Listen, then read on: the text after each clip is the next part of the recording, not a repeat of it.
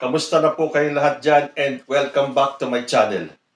Naglipa na pa rin po at patuloy sa paghahasik ng mga fake news ang mga kalaban ng gobyerno, lalong-lalo na ang mga DDS vloggers.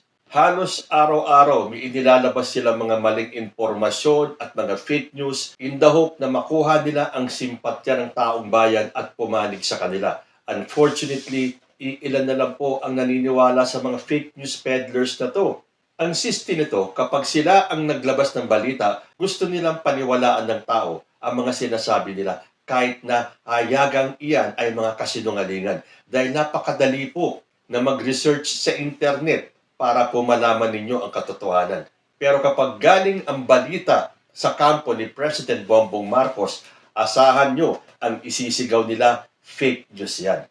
Dahil wala naman daw nakikita mga proyekto, wala naman daw nakikita ang pag-angat ang ating ekonomiya, wala naman daw nakikita sa infrastructure, wala naman daw nakikita sa lahat-lahat na. Ganun naman ang mga DDS Wala po talaga silang makikita dahil nakapikit po ang kanilang mga mata. Pero kapag sila ang nagpakalat ng mga fake news, asahan ninyo, in unison pa ang mga vloggers nila sa pagpapakalat nito. Kaya nga ang house leaders natin ng Kamara ay gusto nang paimbestigahan ang mga false, malicious social media content. Ihihintayin po natin yan. Because it is about time. Masyado na pong inabuso ang freedom of speech. Na kahit ano na lang, kahit na alam mong kasinungalingan, ilalabas nila para lang siraan ang gobyerno ni President Bongbong Marcos. Sabi nga po sa balita ng ABS-CBN, House leaders have jointly filed a resolution seeking an investigation on the rampant posting of false and malicious content in social media platforms while safeguarding freedom of speech and ensuring digital safety. The rapid growth of social media platforms has allowed the dissemination of content that can mislead the public, damage individual reputations, erode trust in institutions, and disrupt public discourse. So, yan po ang hintayin natin. Kung matutuloy po ang investigasyon na yan, may ipapatawag bang mga sinasabing fake news peddlers? Kung matutuloy po yan at magtatawag sila ng mga vloggers, malalaman natin kung ilan sa mga DDS vloggers or sa mga BBM vloggers ang mga sinungaling at nagpapakalat ng fake news. Mag-i-enumerate po ako ng ilan mga fake news na pinapakalat ng mga DDS. Ayon po sa isang posting na nabasa ko. Sabi ng mga DDS, si Pangulong Bongbong Marcos daw ay, number 1, weak. So, sa Tagalog, mahinang klase si Bongbong Marcos bilang presidente. Napatigil nga ang pogo at napalabas sa lungga ang may-ari ng universe, tatawagin yung weak. Sino ba yung napalabas nila sa lungga? Hindi ba si Apollo Quiboloy? Yan ba ang weak? O tinanggal si Sara Duterte at si Digong bilang mga miyembro ng National Security Council? Yan ba ang weak? Kung mahina si Bongbong Marcos, hindi niya tatanggalin niyang mag-amang yan dahil matatakot si Bongbong Marcos na baka mag-alsa ang mga supporters ng mga Duterte. Pero sa ginagawa ng mga Duterte sa ating bansa, nararapat lang and it's about time na ginawa ni President Bongbong Marcos para mapangalagaan ang seguridad ng bansa ay alisin itong mga hindi naman nakikiisa at ang gusto lamang ay guluhin ang Pilipinas. So, weak leader, hindi nyo nga mapabagsak kahit na ilang people power na ang ginawa ninyo. Si Bongbong pa rin ang nakaupong presidente. Nakakahiya naman si Bongbong Marcos. Napakahina, very weak leader. Pero hindi nila kayang mapatumba.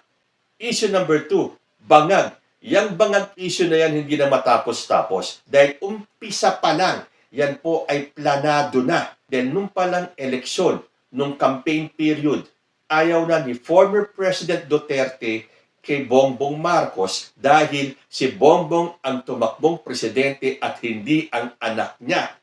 Ngayon sasabihin ni Sara Duterte na ang presidency daw ay kanya noong 2022. Samantalang tinakbuhan nga niya, di ba? Umuwi siya ng Davao, nag-file siya ng COC bilang mayor. Tapos ngayon tumakbo si President Bongbong ng presidente. magagalit si Digong.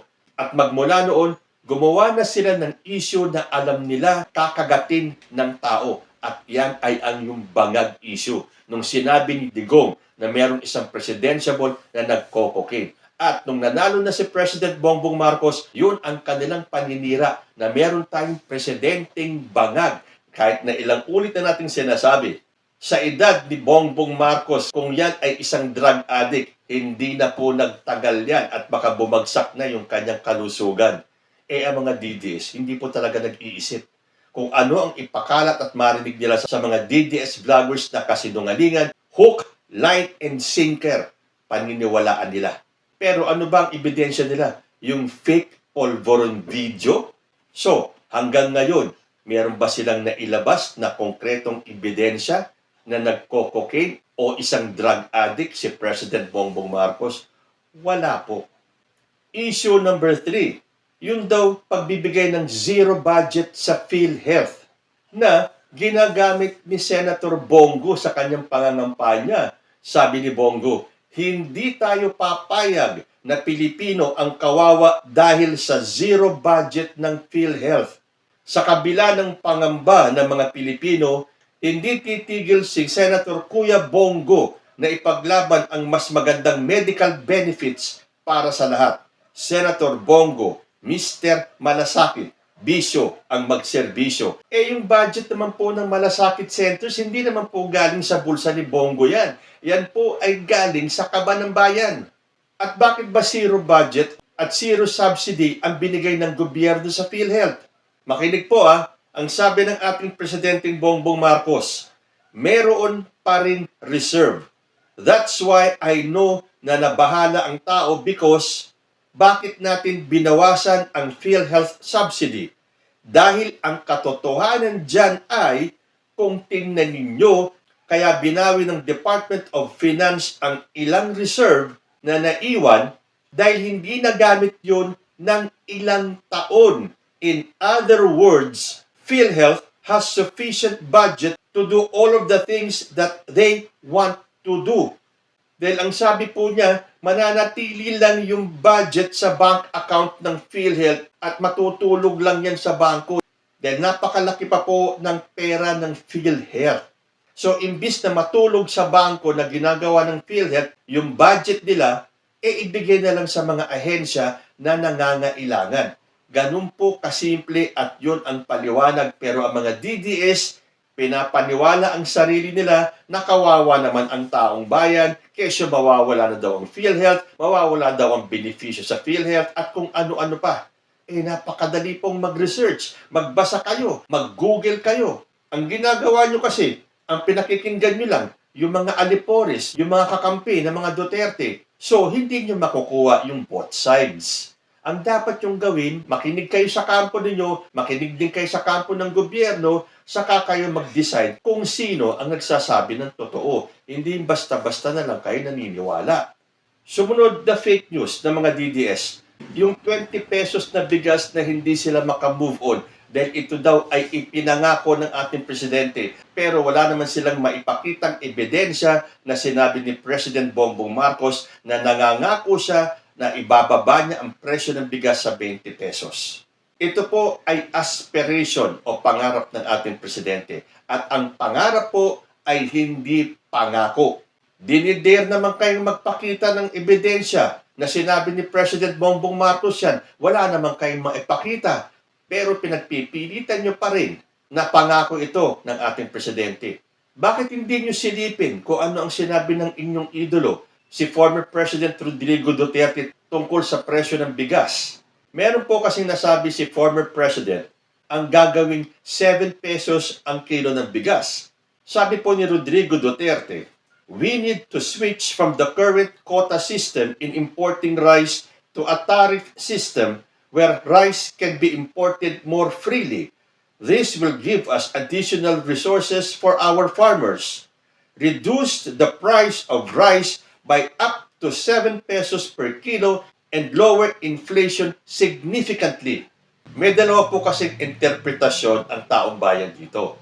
Una, nung sinabi ni Duterte na ibaba ang presyo ng bigas up to 7 pesos. Okay, Ang isang interpretasyon naman daw sa sinabi ni Digong na babawasan ang presyo ng bigas hanggang 7 pesos.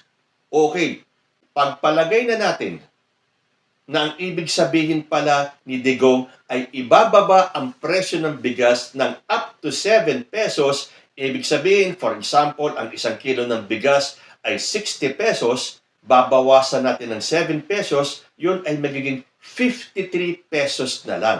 Pero ang tanong ay ito, nagawa ba ito ni Digong nung kanyang panahon? Di ba hindi naman? Kumpara sa sinabi ni President Bongbong Marcos, yung aking pangarap na sinabi na noong bago akong upo na sana mapababa natin ang presyo ng bigas ng 20 pesos. Yun po ang kanyang sinabi, pangarap. Again, ipagpipilitan ng mga DDS na yun daw ay pinangako. Bumalik kaya kayo sa eskwelahan para malaman nyo ang kaibahan ng pangako sa pangarap. Hindi ba nagkomento pa si Rodrigo Duterte at gustong palabasin nga na nangako si President Bongbong Marcos ng 20 pesos na bigas? Samantalang nung sinabi ni Digong na 15 pesos, yan lang dapat ang presyo ng isang kilong bigas, mga peste kayong smuggler. So tinanong siya ni Jessica Soho, so paano nyo babanggain ng inyong administrasyon ang mga rice cartel na ito? Ang sagot ni Duterte, sus ma'am, kung yan lang, I will do it in 3 days. O mas matindi pala itong pangako ni Duterte. In 3 days, gigibain niya ang mga rice cartel para maabot yung sinasabi niyang 15 pesos lang dapat ang bigas. Pero ang komento niya sa pangarap o pangako daw ayon sa mga DDS na gawing 20 pesos ang bigas. Sabi ni Digong, I feel bad for President Marcos. The rising prices will continue. There is no turning back. Nangangarap ng gising. So, ibig sabihin, alam ni Duterte na pangarap ni Bongbong Marcos yung 20 pesos na bigas. At hindi niya sinabi na pinangako ni PBBM na gawing 20 pesos ang bigas. Sabi pa niya, the rising prices will continue. Ang tanong, nung bang panahon ni Rodrigo Duterte, sumemplang ba at bumaba ng husto ang presyo ng bilihin? Magmula nung kay Cory Aquino hanggang kay President Bongbong Marcos, hindi ba tuloy-tuloy ang pagtaas ng presyo ng lahat ng bilihin? Meron bang presidente sa kasaysayan ng bansa na napababa ang presyo ng bilihin? Wala po akong maalala. Dahil ako mula pa nung kay Apo Lakay, kay Cory Aquino at lahat ng mga sumunod na presidente hanggang kay President Bongbong Marcos, ang laging inirereklamo ay ang patuloy na pagtaas ng bilihin. Isa pang hinahanap ng mga DDS, yun daw 5,000 na flood control. Ang sagot ng mga BBM defenders, bakit hindi nyo hanapin ang 13,000 na flood control projects ni Digong? Aba mahigit pala sa doble ng flood control project ni President Bongbong Marcos na 5,000 lang, samantalang kay Digong ay 13,000. Hahanapan niyo si President Bongbong Marcos, samantalang si Digong, nasaan daw yung 13,000 na flood control projects? At ang pinakahuling pinapakalat nila, napahiya daw si President Bongbong Marcos dahil hindi siya naimbitahan sa inauguration ni Donald Trump. Para bang nung panahon ni Duterte ay naimbitahan siya nung unang naupo si Donald Trump bilang presidente ng US. Sabi po dito sa balita, sa gitna ng mga maling pahayag mula sa diehard Duterte supporters o noisy minority group hinggil sa umano'y isnab kay Pangulong Ferdinand Marcos Jr. ni US President-elect Donald Trump para sa kanyang nalalapit na inaugurasyon sa January 20, 2025, ang mga pangunahing opisyal at diplomatiko nilinaw ng mga eksperto ang matagal ng tradisyon na pumapalibot sa mga inaugurasyon ng Pangulo ng United States.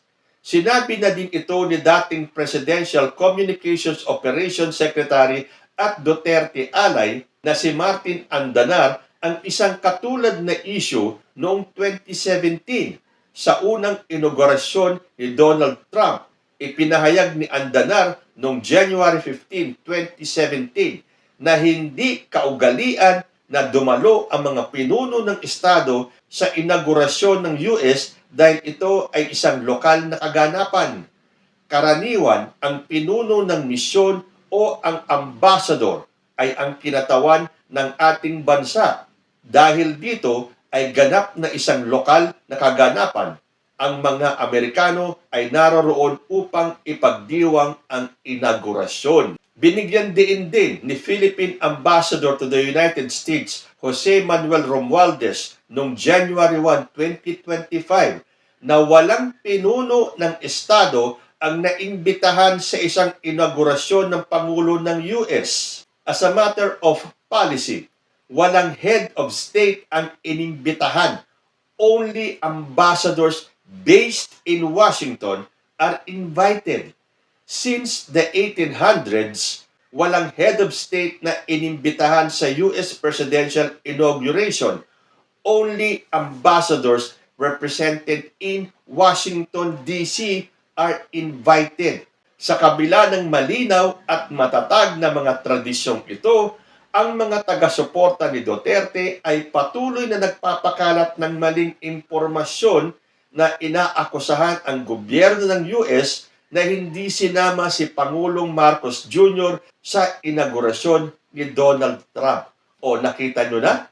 Kung hindi kayo magre-research, hindi nyo malalaman na ang mga pinapakalat ng mga DDS vloggers ay puro kasinungalingan. Inumpisa nila sa weak leader, drug addict si President Bongbong Marcos, hanggang sa inisdab daw si PBBM ni President Donald Trump na puro kasinungalingan lamang. So sana matuloy itong House probe ng Kamara at ipatawag ang mga nagpapakalat ng fake news para magkaalaman na sino ba talaga ang mga fake news peddlers, ang mga BBM supporters o ang mga DDS followers.